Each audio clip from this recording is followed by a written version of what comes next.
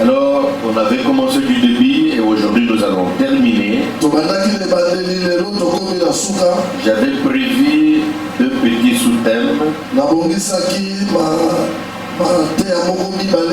Surtout dans le leadership. Le premier thème, sous-thème plutôt, c'est comment développer vos compétences en leadership.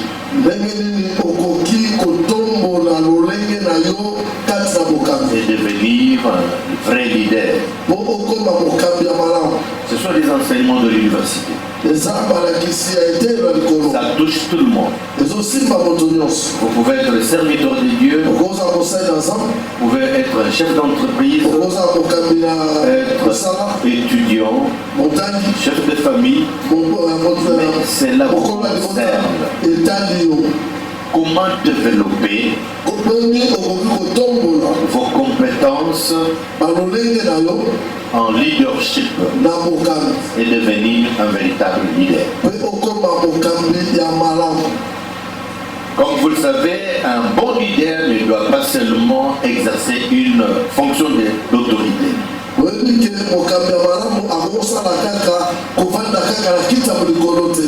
mais plutôt se comporter en véritable leader. C'est-à-dire celui qui sait motiver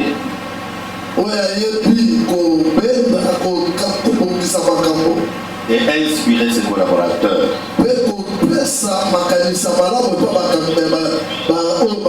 Tout en leur offrant les conditions nécessaires à leur épanouissement professionnel.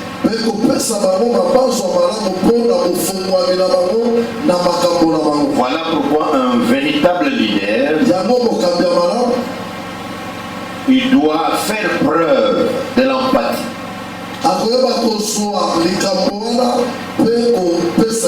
Non, je dis bien l'empathie, c'est cette capacité, ces sentiments de se mettre à la place des autres, de comprendre les soucis des autres, de comprendre leurs besoins, leurs difficultés, leurs souffrances. Et vous devez prendre tout cela, le faire comme le vôtre. C'est-à-dire un véritable leader, il doit se mettre à la place de ses collaborateurs. Il doit se mettre à la place, c'est-à-dire entrer dans la peau de ses serviteurs, comprendre leurs besoins, comprendre, c'est-à-dire ressentir en toi leurs soucis, leurs difficultés. C'est très important quand vous êtes un véritable leader, parce que cela va contribuer c'est-à-dire au sentiment ou soit à l'esprit de confiance.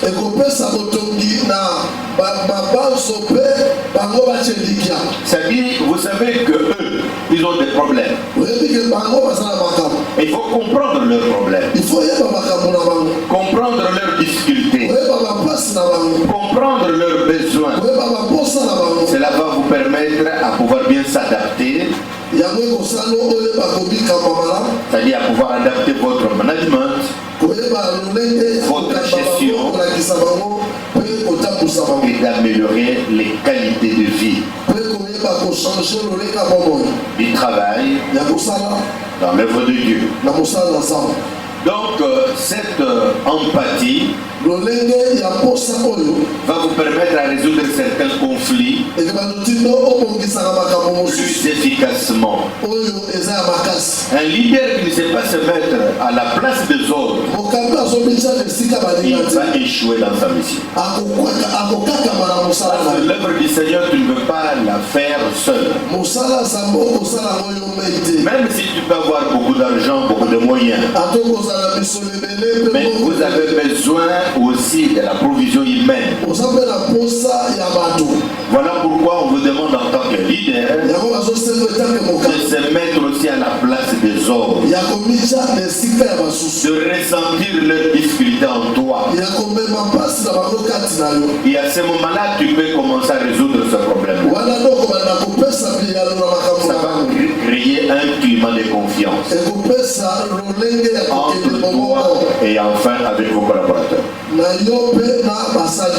Deuxième chose que tu dois comprendre, pour développer vos compétences, tu dois être un modèle, c'est-à-dire un exemple à suivre.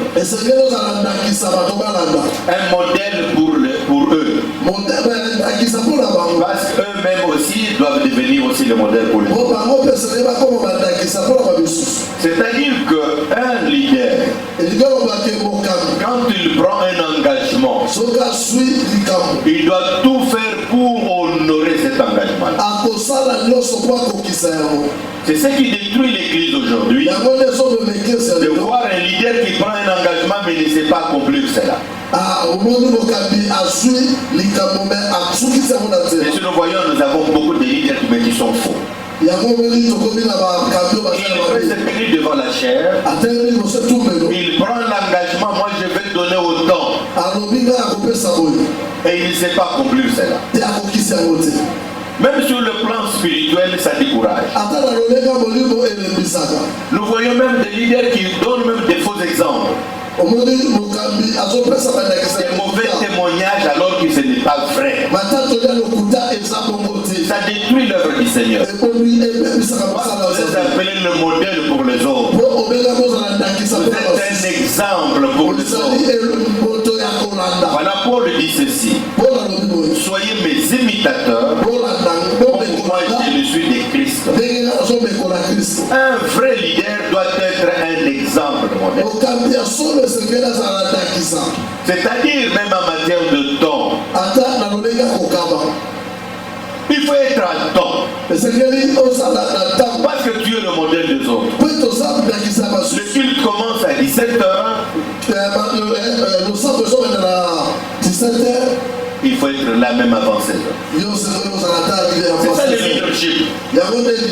Mais nous voyons aujourd'hui, il est le modèle pour les autres. Mais il arrive à l'église lui-même en grand retard. Il arrive en retard. Il ne connaît pas ce qui se fait à l'église. Il ne sait pas même la qualité des instruments. Il ne sait pas celui qui est à la modération. Même celui qui prêche. Ça, c'est une erreur très grave. Comme je vous avais dit autrefois, il est le premier à être à l'église avant. Il est la dernière personne à quitter l'église. C'est ça le leadership. Parce que vous êtes modèle. Il faut prêcher par l'exemple. Vous prenez un engagement. Faites tout pour honorer cela. Il y a même les fidèles, même d'autres secteurs qui connaissent que notre pasteur, même quand il prend l'engagement devant des gens, il ne va pas le faire. Ça, c'est un danger pour l'église du Seigneur. Nous devons prêcher par l'exemple. C'est alors que nos collaborateurs vont commencer à nous suivre. Parce que nous sommes pour eux un modèle. Et ainsi que eux aussi, en voyant ce modèle à partir de toi, ils vont s'exercer à être aussi modèle pour les autres. Ça, c'est très important dans le leadership. Que mon Seigneur vous bénisse abondamment. Est-ce que je me fais comprendre? Amen. Un leader, il doit adopter une attitude positive. Parce que le moral de troupe, le moral de troupe dépend en grande partie de votre attitude. Il faut avoir un esprit positif et optimiste. J'ai des difficultés. C'est pour la première fois que je m'interprète. Oh Seigneur. Toi tu m'interprètes? Ah? Non, il a forcé bien. Non, j'ignore, venez, j'ignore celui. Donc, Kevin, toi, tu ne m'auras jamais interprété. Frères et sœurs, nous devons adopter un état d'esprit positif et aussi optimiste. Cela va encourager beaucoup plus nos collaborateurs à donner le meilleur demain. C'est-à-dire, même quand quelque chose ne va pas, toi, en tant que leader, il ne faut pas te décourager. Il faut être toujours positif. Voir la réussite en toi. Dire que même si cela ne marche pas, avec notre Dieu, nous allons aboutir à de bons résultats. Donc il faut avoir cet esprit-là positif. Un leader doit donner le meilleur de lui-même. C'est-à-dire quoi? Tu dois tout faire jusqu'à casser un morceau pour la réussite de votre leadership. Même quand il faut prêcher, tu dois regarder en toi, voir comme si tu vas mourir demain. Voilà pourquoi tu dois donner les potentialités en toi. Tu dois donner le meilleur de toi-même.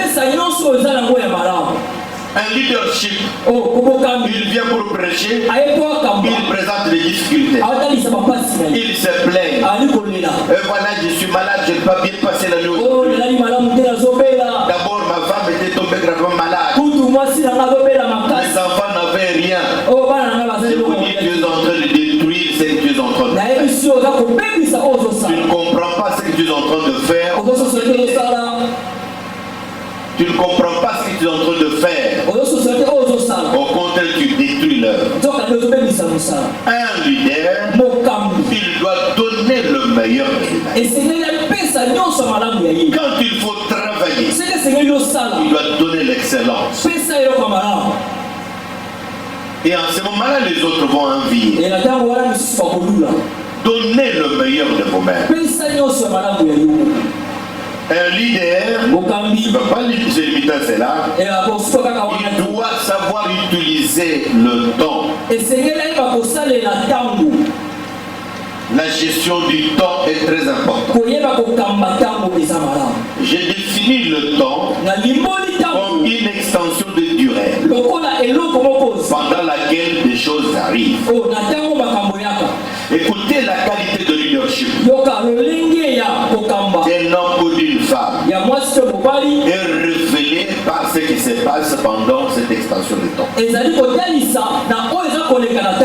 On peut te définir médiocre ou meilleur à partir de ton emploi du temps. C'est votre façon d'utiliser le temps. Il faut bien répartir le temps. La division du temps est très importante. Voilà pourquoi les anglophones, quand on parle du temps, ils voient l'argent. Le temps, c'est de l'argent. Vous ne pouvez pas gaspiller le temps de Dieu qu'il vous a donné comme ça inutilement. Avec des futilités. Vous avez bien réparti votre temps. Vous savez que le culte commence à 17h. Et se termine à 19h30. Mais il faut bien travailler. Quand vous avez défini le temps, le Dieu Tout-Puissant est là. Et quand il est 17h, il est là pour vous bénir. Mais vous voyez d'autres faux leaders. Au lieu de commencer à 17h, ils vont commencer à 18h. Mais le gaspillage du temps, ça détruit l'heure. Dieu te voit, tu n'es pas sérieux. Parce que tu es en train de gaspiller le temps inutile. C'est très important, mon frère, ma soeur. Vous verrez qu'on peut commencer le culte là. Mais au lieu de terminer à 19h, on peut aller à 21h. Regardez même le culte du dimanche. Les gens sont là à partir de 8h. Vous commencez le culte peut-être à 8h. Vous allez terminer à 14h. La mauvaise utilisation du temps, ça va coûter cher au devant nom du Seigneur. Et ça va détruire même l'œuvre. Chaque chose a son temps, il y a un temps pour tout. Voilà pourquoi Amos dit, rachetez le temps, car les jours sont mauvais. Pourquoi vous ne savez pas racheter le temps? Vous voyez quelqu'un, il sait qu'on a appelé peut-être à répondre à l'appel à 10 heures. C'est à 10 heures qu'il quitte la maison pour se rendre au milieu. Mais vous détruisez le temps inutilement. Je vous dis, quand vous ne savez pas respecter le temps, vous risquerez de perdre beaucoup de choses. Moi, j'ai perdu plus de 100 euros parce que je devrais quitter Paris pour aller en Nancy. Où le pasteur Eugène était là, parce que lui, il habitait dans un village, c'est Nicolas de Port. Quand je parle de village, ce n'est pas comme le village ici. C'est une belle ville, il y a tout. Mais écoutez, je prends bien mon train, parce que je devrais prendre le train à 10 heures. Mais j'ai quitté la maison à 9h juste. Pour ne pas prévoir les embouteillages et tout cela. Arrivé là-bas, pour prendre le train, il y a eu des problèmes de train. Le train est arrivé en retard. Et je prends le train avec un retard de 30 minutes. J'arrive au niveau de la gare du Nord. Pour prendre encore l'autre train. M'amener à une autre gare. Écoutez mon frère, ma soeur, je me suis retrouvé arrivé à la gare. Donc les trains de grande vitesse étaient déjà là. Alors une fois composté mon billet, maintenant il fallait me déplacer ici, arriver là-bas au mur où se trouvait le train. Il y avait des policiers ainsi de suite. J'arrive, il y a des gens de contrôle. Et je voulais entrer mettre à bord de train. Donc une fois vous l'entrez, on ferme. C'est automatique. Bloqué. L'autre policier qui dit, mais dommage monsieur. Il y a une minute de retard, j'ai loupé. J'ai beaucoup regretté plus de 100 euros que j'ai dépensé. Et inutile. Mais quand on a fermé, c'est tout. Et le train a démarré. Et j'étais obligé de chercher encore de l'argent pour acheter encore un nouveau billet, pour me rendre en Nancy, parce que je devrais prêcher. On m'attendait là. J'ai dépensé de l'argent. Ça m'a fait déranger d'abord. Vous dépensez plus de 200 euros comme ça inutilement. À cause du temps. Écoutez mes chers amis, le voyage instruise. Les voyages instruisent. Voilà, je vous demanderai, comme vous êtes leader, faites un grand effort de vous déplacer. Quittez votre milieu. Allez même à Brazzaville. Allez même Gabon. Les voyages instruisent. Vous verrez quand vous allez rentrer dans votre église, vous allez beaucoup changer. Beaucoup de choses dans votre vie.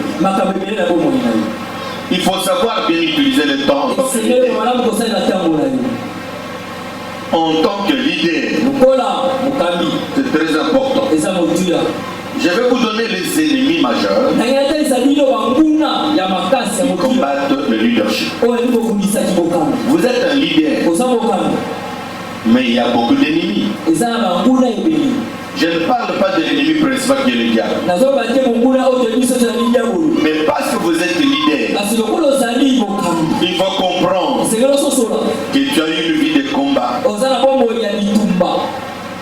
Voilà pourquoi on doit t'équiper. À toi qui es leader, à pouvoir connaître vos ennemis majeurs. Et surtout comment s'y prendre pour ne pas tomber dans les pièges du diable. Le premier ennemi de votre leadership, c'est votre propre famille. Votre propre famille. Si tu ne comprends pas cela,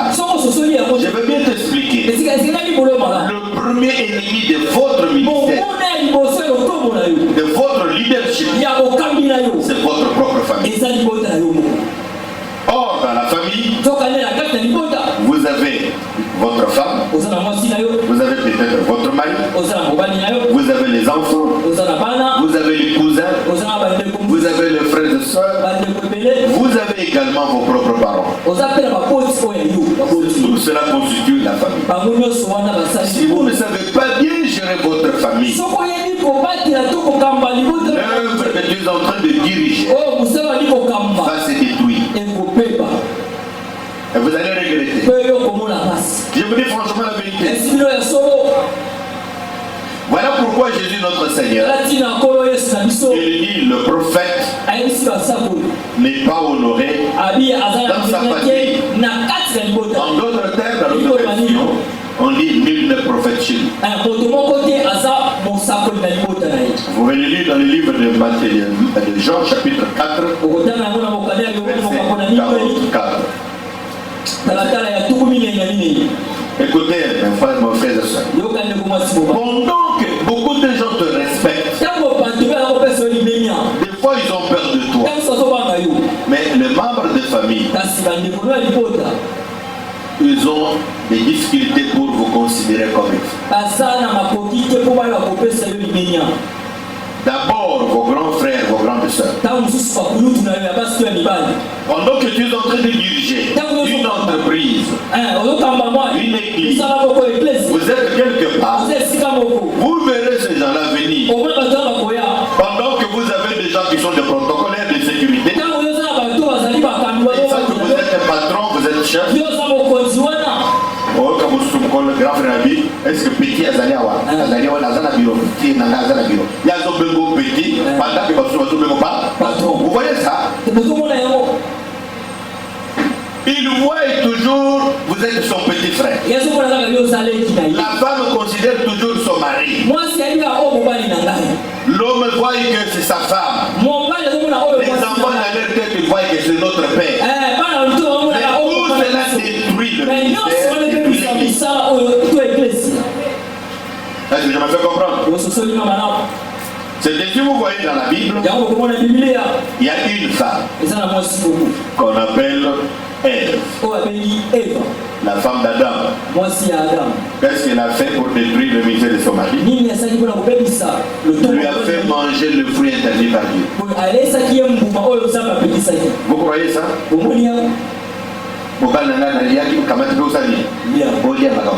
Or, Amen. Si la femme n'a pas compris la vision que tu as, si la femme n'a pas compris qu'il faut s'investir dans tout ce que tu fais, l'œuvre va se détruire. C'est ainsi que pendant que vous prêchez aux autres, ta femme est restée à la maison en train de s'occuper d'autre chose. Mais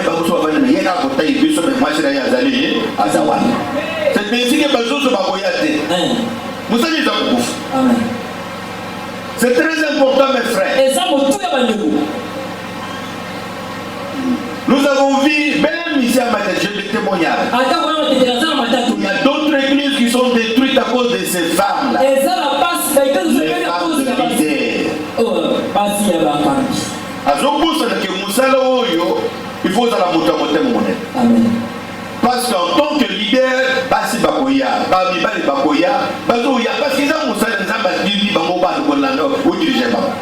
mais il y a comment tu joues à Sali. Il y a moi, leader Moussous,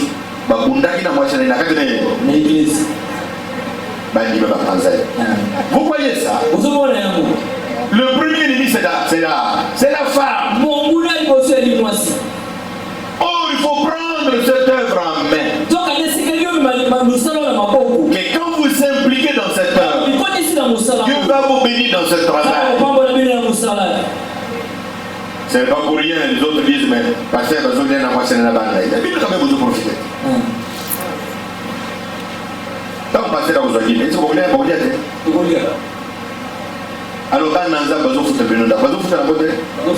Bon, tant que vous avez au béki, est-ce que vous avez des choses de l'église? Est-ce que vous avez des choses au Bokemba?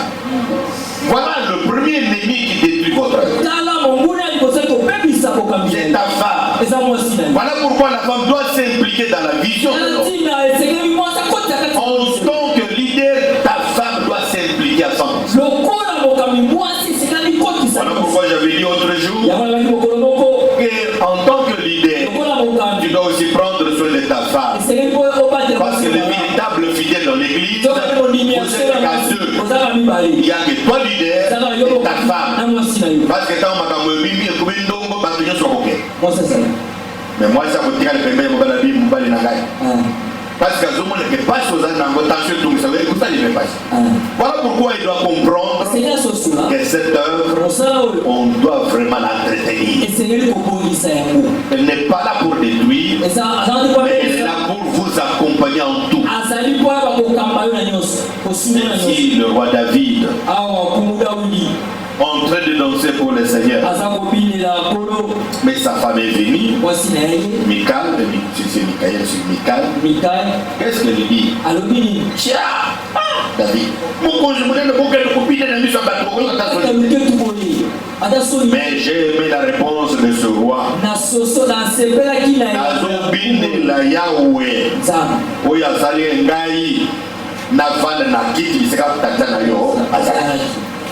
Est-ce que tu comprends? Amen. Regardez la vision de la femme de Job. Il y a Job ceci. Qui a tant souffert. Pour moi, il fallait insulter ce Dieu-là. S'il fallait mourir, tu peux mourir. Vous voyez le danger? Parce que la femme n'a pas compris la vision. Elle est en dehors de la vision de son mari.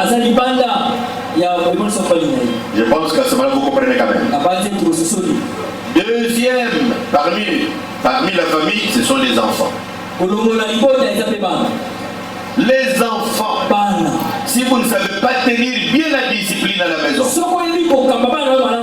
les enfants, vos enfants là, vont détruire la vie. Je vous donne l'exemple dans le livre de 1 Samuel chapitre 2, verset 3, verset 4. Le sacrificateur Élie.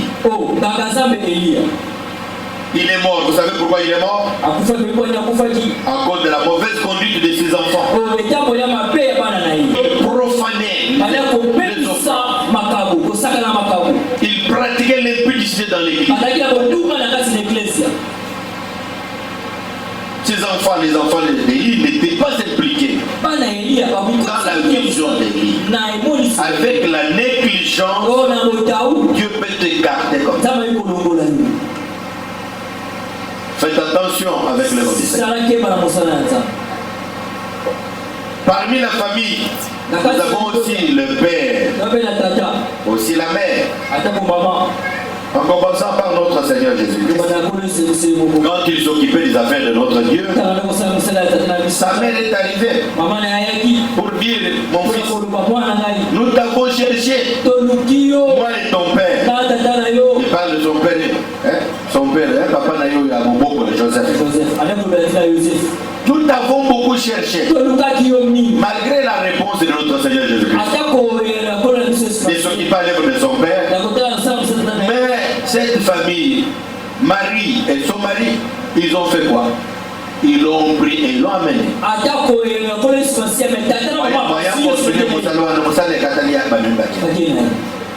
Si les parents, vos parents n'ont pas compris cela, que tu es un leader, tu as été appelé par le Seigneur pour cette œuvre-là, ils sont prêts à détruire.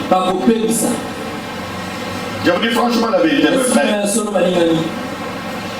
Marie avec le frère de Jésus, ils sont arrivés un jour pour dire, mais mon fils, nous avec les frères et sœurs, nous t'avons beaucoup cherché. Mais malgré qu'ils se trouvaient dans les temples en train de prêcher, qu'est-ce qu'on a fait? On l'a amené. Dans mon salon, l'église, c'est parce qu'ils n'ont pas compris la vision. La vision ne faut pas seulement donner aux collaborateurs. Il faut aussi donner aux enfants biologiques. Vos propres familles, ils doivent comprendre que vous n'êtes pas n'importe qui. Que tu n'es pas un homme de la famille, mais tu es un homme appelé par le Seigneur. Le frère et sœurs, je vous ai donné exemple. Comme l'autre là, il trouve son petit frère, un grand homme de Dieu dans son bureau. Et dit,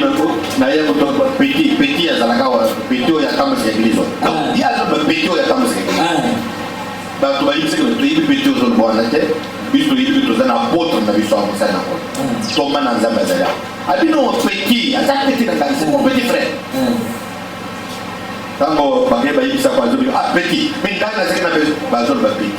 mais il faut ça l'effort, famille n'a pas s'impliquer. Amen. Que vous n'êtes pas n'importe qui. Voilà, Jésus dit, nul ne prophète chez lui. Lorsque la famille va comprendre la vision que le Seigneur vous a donnée, vous verrez que cette famille va s'impliquer dans leur. Et quand la famille s'implique, c'est formidable. J'ai aimé l'exemple de mon collègue, pasteur, mon ami. Il est là, il m'a dit, mais je travaille avec ma famille. Sa femme s'est impliquée davantage dans les. Autrefois, j'étais au bureau, je le vois avec sa fille. Il a amené sa femme et ses enfants. Et dit, nous allons voir notre frère. Il vient et dit, mais mon frère, je vous présente ma femme. Je parle de bien-aimé révérend Jean-Marie, il est là. Il est entré là-bas avec sa femme et avec ses enfants. Quand je dis les enfants, mais des grands garçons, des adultes, des gens qui travaillent dans des entreprises. Comment ça veut présenter il est le pasteur? Il dit, voilà, tous ces enfants ici, vos enfants, travaillent pour les. Ce sont eux, il y a d'autres qui s'occupent de la musique. Mais c'est quelle grâce! Après un moment donné, il met la main dans la poche et dit, félicitations. D'abord, le chauffeur mais ça fait la fierté. Mais c'est un cas rare. Vous verrez le pasteur, il est là seul.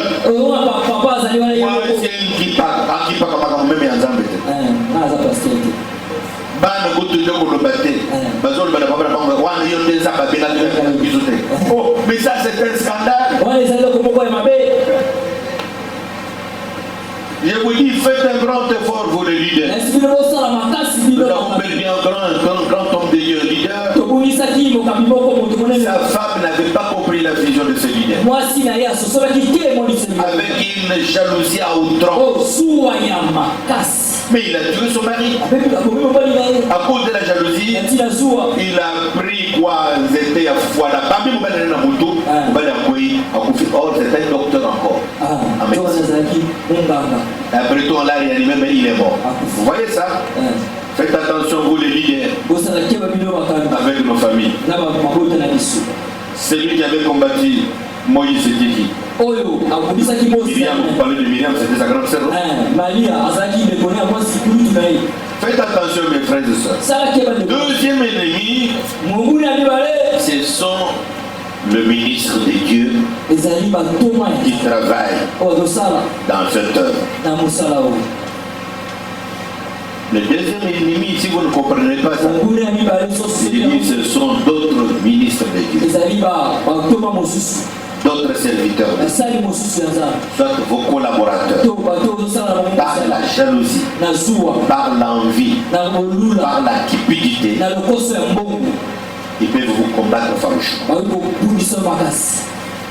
Je vous dis franchement la vérité. Ceux qui ont combattu Moïse, vous voyez dans la Bible, on parle au règne d'Adam. C'était des collaborateurs de Moïse. Mais qu'est-ce qu'ils disaient? Vous croyez que Dieu peut toujours utiliser seulement Moïse? Et il ne peut pas nous utiliser aussi. Dieu nous parle aussi dans les prophéties. Il nous utilise aussi. Faites attention, mes chers amis, avec d'autres ministres de Dieu. Faites attention avec d'autres serviteurs de Dieu. Ici, nous parlons de l'empoisonnement. D'où vient le poison? Vous voyez, dans le milieu des hommes de Dieu, des gens s'entretuent.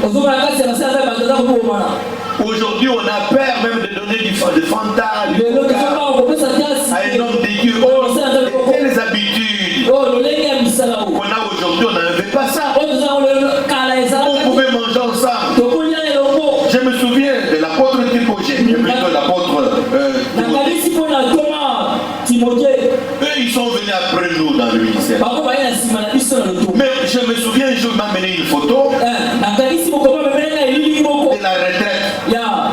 J'étais en tricot là, lui aussi en tricot, assis sur une natte.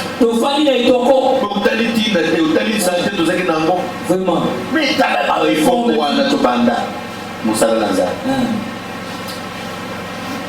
toujours liés ensemble, toujours liés sans problème. Même quand il a fait son mariage. Mais c'est lui qui était au four au mollet pour son mariage, c'était moi. J'ai rassemblé les cadeaux pour lui. C'est même quand je me suis aussi marié, lui il était là au four au mollet. Moi je connais les souffrances. Mais vous voyez aujourd'hui, d'autres peuvent vous combattre par la jalousie. Parce qu'ils voient que l'église est stable. Il y a beaucoup de gens. Des fois tu voyages, des fois tu roules dans une belle voiture. La jalousie monte. Et t'es tout. Écoutez mes chers frères, mes chers sœurs, comprenez-vous, en dehors du diable, les collaborateurs, comme des hommes de Dieu, ils peuvent être des ennemis qui combattent votre ministère, votre leadership. À cause de la cupidité, on peut te tuer comme ça. C'est ce que vous voyez, nous sommes en train de combattre cet esprit de cupidité.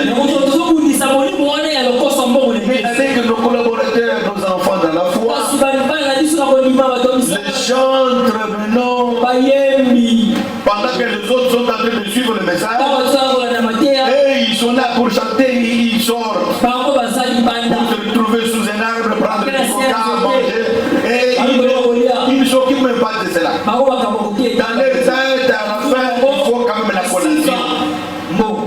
Vous savez, la cupidité va vous tuer.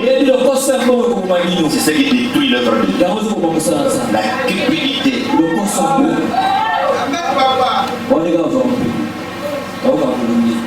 Des fois, même s'ils ne sortent pas, ils peuvent rester là-bas, commencer à roupiller. Et ne s'occupent même pas de prédication.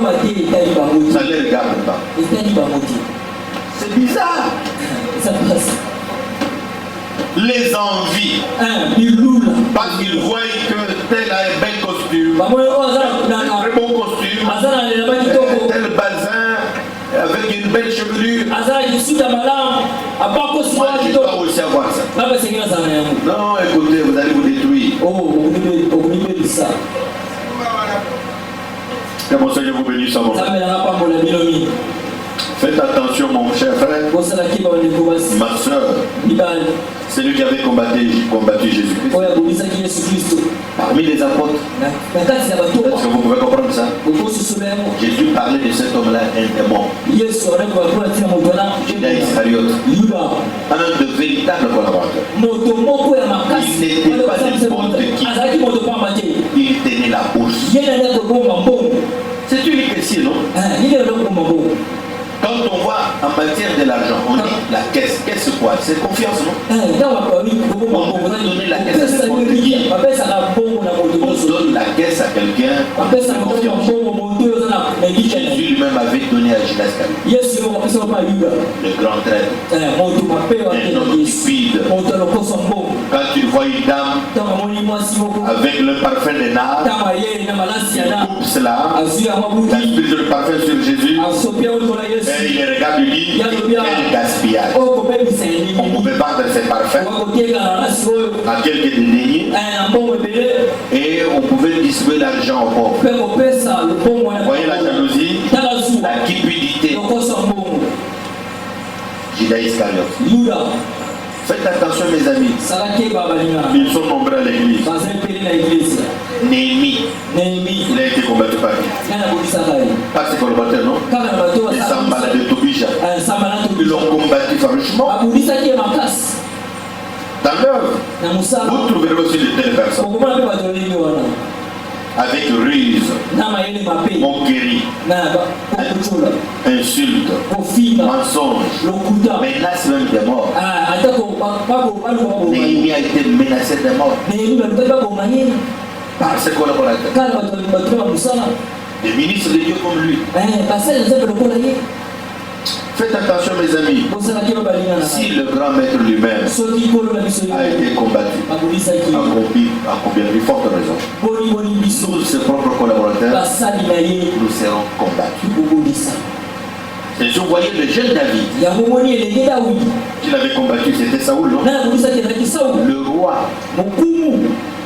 Le roi, qui avait induit le jeune prophète en erreur.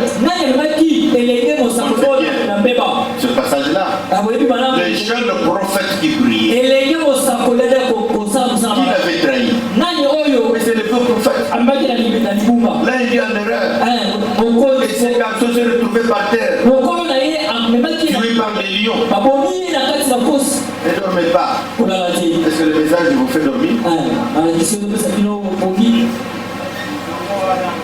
Faites attention mes amis, même dans votre marche, faites attention, ce n'est pas avec qui il faut marcher. Il faut aussi d'autres personnes prendre la distance avec eux. Prenez la distance avec eux. À cause de tout ceci, ça nous a donné de l'expérience. Et quand il faut conduire les gens, il faut comprendre. L'ennemi n'est pas loin de toi. Notre Seigneur Jésus-Christ, son ennemi n'était pas loin de lui. Vous voyez tous toujours les diables. Les diables ont toujours raison. Notre collègue, notre ami qui est mort dernièrement, le prophète Crispin, il a empoisonné. C'est au niveau de l'église, non? Est-ce que vous pouvez comprendre ça? Nous trouvons dans des associations. Voilà, mes chers amis, en tant que leader comme moi, il ne faut pas participer à n'importe où. Il ne faut pas manger n'importe où. Il ne faut pas boire n'importe comment. Il faut avoir de l'intelligence et de la sagesse. Si vous mangez n'importe où, vous vivez n'importe où, vous allez mourir comme ça. Avant même de mourir, vous allez crier. Le Seigneur Jésus va te regarder et dire parce que tu n'es pas intelligent, tu n'es pas brillant. La notion de leadership va vous apprendre beaucoup de choses. Troisième ennemi d'un leader, c'est vous-même. Est-ce que tu vas comprendre que tu es toi-même? Tu es ennemi de toi-même. Comme un couple ennemi d'eux-mêmes.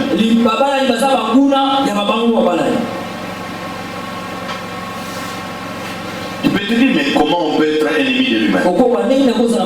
Écoutez, quand Dieu élève une personne, il faut tirer beaucoup d'attention sur votre façon de vivre. Vous travaillez dans l'aveuglement. Sache que quand on est élevé en dignité, les ennemis aussi montent contre toi. Et surtout quand tu es élevé en dignité, ce qui va emporter c'est quoi? C'est l'orgueil. L'orgueil. Si tu ne comprends pas ça, l'orgueil va te détruire. Parce que quand tu es élevé en dignité, tu vois les autres comme si c'est rien. Tu commences à parler avec les mains en poche. Tu commences à vanter ton argent. Tu vas commencer à vanter ton mariage, à vanter ton commerce, voyage, ainsi de suite. C'est rien. Il faut savoir gérer votre élévation. Parce que quand tu es élevé de plus en plus, les diables avec beaucoup d'ennemis vont se tenir debout contre toi.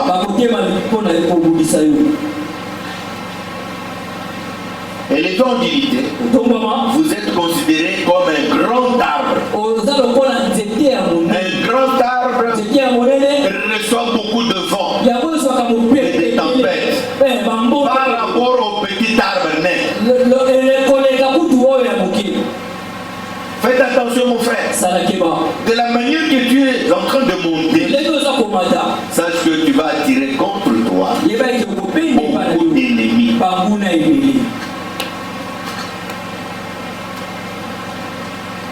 L'orgueil détruit.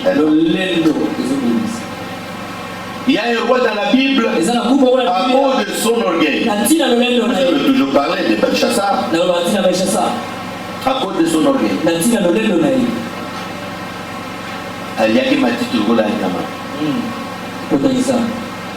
Jusqu'à tel point qu'il a compris que Dieu est Dieu. L'orgueil détruit les hommes. L'autrui détruit aussi même l'œuvre du Seigneur. Il y a un roi comme un roi Hérode. Vous savez que notre Dieu c'est un Dieu jaloux. Il ne peut pas accepter de pouvoir partager sa gloire avec les autres. Il y a d'autres personnes qui se mettent à la place de Dieu. Ils veulent se comparer à Dieu. Ce n'est pas mauvais d'être appelé Daddy Papa. Mais parce qu'on commise à une église.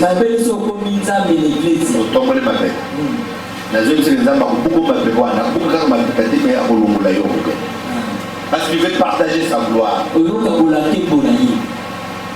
Même quand tu as bien prêché et que les gens vous ont beaucoup félicité, quand tu rentres pour s'asseoir sur la chaise, il faut t'humilier pour dire Seigneur, grâce à toi que je puis exister. Je ne suis rien. Merci de tout ce que tu as fait. Hérode se disait, les gens disaient, mais il parle comme un dieu. La foi de Dieu. Cet homme, il est mort, rongé par le ver de terre. À cause de son orgueil. Beaucoup d'hommes de Dieu, mes frères et sœurs, sont des orgueils. Quand on les invite dans les manifestations, ils ne répondent pas. Des fois même quand il faut répondre, ils viennent en grand retard pour montrer qu'ils sont trop pressés. Ils ont beaucoup de choses. Écoutez, un homme sérieux, quand on vous invite quelque part, d'abord l'invitation qu'on vous a adressée, on vous a donné de la valeur. Ça dit dans le cœur de cet homme-là, vous lui avez beaucoup marqué. Parce qu'on ne peut pas inviter n'importe qui. Quand vous voyez que vous êtes trop préoccupé et que tu peux arriver en retard, il faut s'excuser avant. Même un jour avant. Mon frère, en tout cas je m'excuse beaucoup. Demain, je viendrai au rendez-vous. Mais avec un retard d'une heure. Vous pouvez me pardonner pour ce retard. Voilà, j'ai pris dans tel. Vous voyez un homme qui se respecte. Mais vous le verrez là, avec une grosse mallette. Il arrive en grand retard. Alors qu'on a commencé depuis 9h, 8h. Depuis 8h, 9h. Il arrive peut-être à 11h. En train de transpirer. Après 30 minutes, il vous ressort encore pour vous dire que je suis pressé, j'ai un programme. Ça, c'est manque de leadership. Devant des hommes blancs, ils ont compris cela. Ce sont des gens mal organisés. Ce ne sont pas des vrais leaders. Et vous allez détruire des relations comme ça. Je vous ai dit, dans le leadership, il faut bien exploiter les relations. Les relations, et il faut aussi les créer. Vous avez donné mon exemple. Cet homme de Dieu là, pasteur Jean, il est trop simple. Malgré qu'il est français, vous savez que les Français sont des oubliés. Ils veulent toujours minimiser les Africains. Mais il est simple. Trop simple. Je vous ai dit que dans le leadership, il faut avoir l'humilité. Un homme sain, c'est un homme de relation. Il m'a fait ouvrir beaucoup de portes de relations. Je vous avais dit que par son canal, je me suis retrouvé dans un quartier général à La Haye, de Mashpash. Mais cet homme de Dieu qui est mort, mais il a laissé ses enfants. Quand vous allez en Hollande, pour des églises de réveil, on vous parlera de Mashpash. Ils ont acheté le cathédrale de l'église catholique. Ils ont acheté ça. Parce qu'à cause de leur évangélisation, l'église catholique était vidée. Et on a vendu cette église à cet homme de Dieu. Et le Dieu Tout-Puissant les a fait une grâce exceptionnelle. Ils ont acheté autour de leur église des immeubles, de part et d'autre. Et dit, comme nous avons beaucoup de membres, d'autres qui veulent être des locataires ailleurs, mais ils peuvent louer chez nous-mêmes, au sein de nos églises, de notre église, comme ça avec un prix abordable des enfants. Et à ce moment-là, comme ils sont à côté de l'église, quand on démarre la prière, ils sont là, il n'y a pas de problème. Quand on commence le culte, les gens sont déjà là. J'ai aimé, j'ai parcouru. Seigneur, quelle grâce. Et nous avons mangé ensemble avec lui. La femme de Mashpash, bien qu'il était mort, son épouse âgée de plus de 94 ans, il a dit, pasteur David, je voudrais manger avec vous. Et il a commencé à partager avec nous une expérience de son ami. Écoutez, les relations ouvrent beaucoup de portes.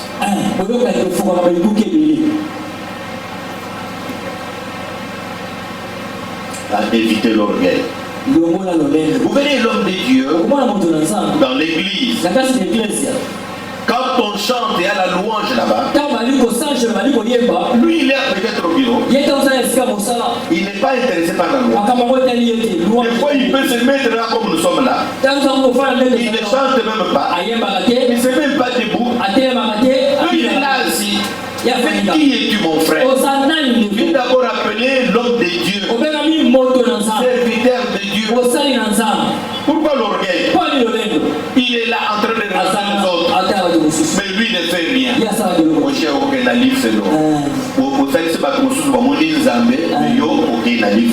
À cause de ton orgueil. Vous savez, le problème du diable, c'est quoi? C'était le diable là que nous voyons, que nous parlons de il était l'archange. Quand vous voyez bien la Bible, l'archange, ce n'est pas n'importe qui. Ce sont des anges qui avaient une position élevée tout autour de notre Dieu. Satan là, il avait un ministère puissant. L'adoration de notre Dieu. Avec une grande équipe d'anges. Il était appelé archange. Vous savez pourquoi il a été précipité? Vous connaissez pourquoi ça chute? L'orgueil. Il voulait se faire égal à Dieu. Vous avez pas titiqué. Voilà pourquoi il lui dit malheur à la terre et à la mer, car le diable est descendu avec toute colère, sachant qu'il aurait fait de temps. Il ne faut pas être orgueilleux, mon frère. C'est que tu es là, grâce à Dieu. C'est que tu es là, c'est grâce de notre Seigneur. Il ne faut pas t'enorgueillir.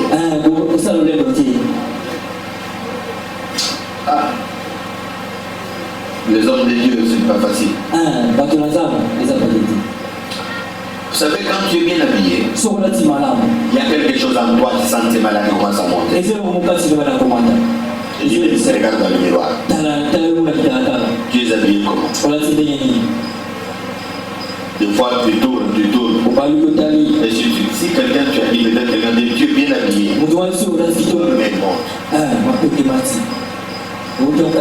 Mais même si on vous a félicité, il seulement gloire à notre. Donc Pas comme ça.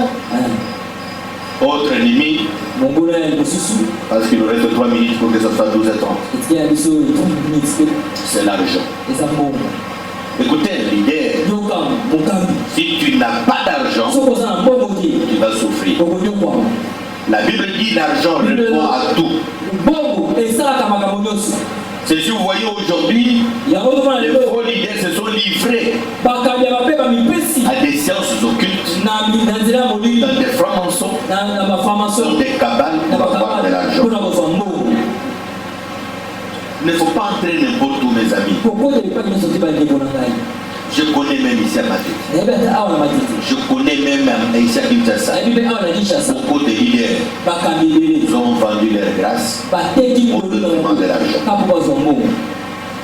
Moi j'ai été sollicité, je vous dis franchement la vérité. En 2017 j'ai été sollicité à Paris par un homme de Dieu après les avoir prêché dans leur église. Il m'a amené au restaurant. Nous avons bien mangé. Il me dit, mon cher Naïs, Nazan a pas pour moi. Les amours à la calme, à la stable, à la bio. A banni déjà. Vous voyez, l'église, il y a trop de souffrances. Il n'y a pas d'argent, il n'y a pas de moyens, il n'y a pas de possibilités. Mais aujourd'hui, Dieu nous a fait une grâce exceptionnelle. Nous ouvrir une porte d'argent. Il dit quelle porte? Elle dit, vous voyez, tel ministre de Dieu, on l'a acheté une belle villa à Paris.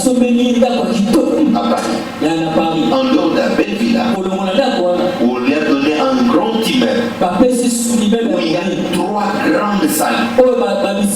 Il y a beaucoup de choses de bureau ici. Cet homme-là est assis. Et à la fin de chaque mois, on lui donne 9 000 euros. On a donné une belle tube. Et l'église est pleine. Je dis c'est vrai. Mais de quelle manière? Vous voyez? Judaïsme.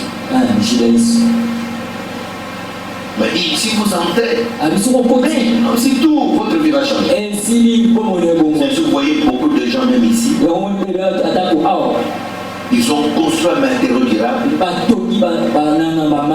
belles églises modernes, et pendant 6 mois, 8 mois, on a terminé. 6 mois, 8 mois, mais regarde-toi, véritable leader.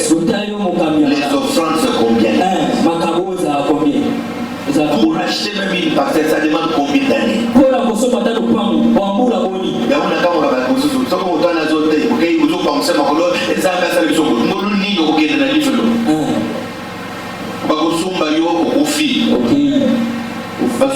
Je vous dis franchement la vérité.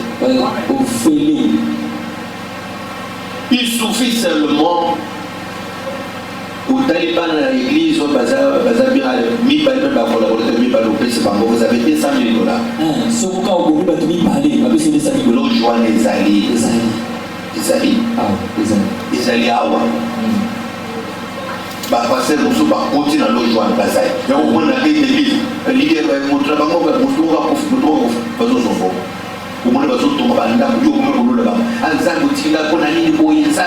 non, écoutez, c'est contacté de Oyozanango. C'est bien Oyozanango. Président de Boyo Koufapamba. Amen. Là, il va proposer un gars. Déjà 2 fois, il va proposer un gars. Tout le monde va adventiste, il va proposer un gars. Comme à l'église, comme ça, adventiste, il va faire un bon. Là, il y a les États-Unis. Là, il y a Naboya. Oh, il y a 2017, Naboya, il sous. Mes frères, il n'y a pas de retour à l'éboyer, parce que mon amour, quand on échange, tout sombi, tout tombé, mon église moderne, mais ça va pas mourir de loge. On va dire il y a un moyen de salut, il faut que le souma de la Jésus, il faut que le moyen de Moussa, il faut que le baptême de Jésus-Christ, il faut Yoshua, il faut changer. Et vous nous avez moi je chaque fois que vous mais le tchawa, il y a noir au côté. Mais il y a au lot des alliés dans son bas. Mais il y a un il va le soir. Donc, quand on va à toi, parce que la vie a été au Tanabis. Donc, tu n'as pas montré le chat. Ah, parce que comme le chat, il y a aucun ici que il y a la chat quoi, les Israéliens. Kabbalah, c'est quoi? C'est une église. Voilà. Il y a un diabolique.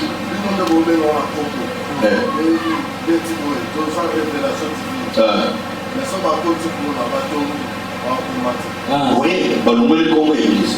Révélation divine. Oui, parce que là, il y a un sala, il y a un conquis. Mais là, comme on a alati écharpe wana akingio achena de peke boye. Oso alale na cette année va basilia. Bazo introniser na pouvoir. Donc pour ça il a beaucoup. Mais yo koyé le côté. Ngai na yambi mundi mokwa. Azali na pungu ipele ba chambre froide ba mituka. Aïsika le pasteur vit na ngai mobimba. Na vivre à base 144 femmes. Mais les cours, ce qu'on a dit, à l'égard coufoua, parce qu'on dit que contrat est coquille, mais très communautaire à beaucoup. Les on a élu sur l'église, tout ça les délivrances. L'église à Kabbalah. Alors, que chaque jour, il suffit seulement au salaire en l'air étoile, de dessiner étoile en l'air beau. Vous avez $10 000 à Tongo, aux yeux en Tombé. Condition des alliés, des Tongo aux yeux et comme les zéro était, il faut ici la nyons. Abatako kabazo kabapamba pambazo suba bila subi mais moment donné bon Jésus c'est l'éternel va te faire la tête au bon au son moto au seigneur pour ta camati pour enlever pour $5 000 à Jésus asona bien tiens ça sona bien c'est le moment de récupérer avec le salaire comme ça et tout ça les délivrances il y a 3 jours toujours des maladies Baptiste Bakima je me suis retrouvé avec l'évangéliste Béguy l'ancien Boga Nani Sylvain. Je connais bien que Jonathan. Nous sommes quoi? Les France, on a le droit. Les hommes ont tout vivre. Pourquoi ça n'a pas tout le monde de mais ça va pas se sol. La Bible, lui, l'or et l'argent, lui. Salam, salam, c'est clair dans le solo. C'est l'intégrité. La crainte de Dieu. Il n'est une vie de sainteté. L'argent va vivre. Tu vas vivre une vie aisée au plan de la tête. Amen. Ministère là, toujours pour 40 ans. Est-ce que tu peux faire ça? Tu as un tu as un bac universitaire. Tu as un licencié. Tu as un licencié. Tu as un licencié. Donc il faut que mandé pour te sur la moteur ko songo ndela ke da ko toi na yibi ce que ce cosa sérieux dans ça zamba ko pa mo na modèle na yo amen bongo ba lobi ngai na tambo na moto na moni bongo te na bien na payer tu porte la mindele ba entreprise est-ce que vous pouvez pas nous aider ba aider na kile rupa tambo de partout ba aider bisoter unika na ngayo zalao na Suède na salut tout même na Irlande ba aider bisoter na porte église ba aider bisoter. Tout ça, le projet. J'ai fait des projets. Et vous m'avez besoin de $5 000. Mais c'est plus en route. Frère, petit cas des autres, il y a combien de même si on ne peut pas. On a tout tactique, va comme besoin de ces choses. Si on tourne les autres salles, tu vas vivre bien. Amen. Donc voilà la salade. Amen. L'église vous a manqué 20 membres, 30 membres, 30 membres, et comme stable, et que ça, comme bref. Mais on peut dire que non, non, pas de quoi continuer pour ça, on a pas de ça. C'est la banane de la papa. Amen. Il y a plus, il y a $100, il y a 50, il y a 20, la foutu hôtel très bien, bien que va bien gagner 10 jours, on a sur on a eu écoute, c'est question de moto, et puis quand vous autres temps même pas dit qu'on fait son confiance, et puis que les personnes ont dit ça pour s'arrêter, des gens de bois. Ah oui, ça va pas nous autres, nous sommes des autres pas pour les, non pas pourquoi. Parce qu'il faut dire une vérité. Pour nous autres, c'est sûr que nous sommes qui nous ont pas. Et ça vous dit, je fais leur dire la vérité. Même pas pour c'est pas la vérité, mais quand on a bien la vérité, on retient la vérité. Écoutez, membre ou nombre bazawa, travaillez là-bas. Soit fidèle, soit intègre, travailler dans la crainte de Dieu. Ça, nous n'avons pas préparé la loi. Amen. L'église nous ouvre. Amen. Nous sommes vieillis. Des fois, nous connaissons la côte. Parce que non, la côte nous a besoin de pas. Nous avons ça, nous avons ça là. Nous avons pas le même niveau. Nous avons pas le même la côte. Donc, on a dit qu'on a vu ça là. Dieu me bénit d'une manière ou d'une autre. Voyez. Au la musala au sala, au monde de Panamoun. Il y a eu visite pour moi $100 article, moi 200 articles. C'est-à-dire qu'il y a une chose pour nous combattre, il n'y a pas pour épargner mon quai, au cabaret pour sous-saler. Au sala pour sala. na suki awa okotala mokolo mosusu tokontine bayeleli nzambe apambolele na kombo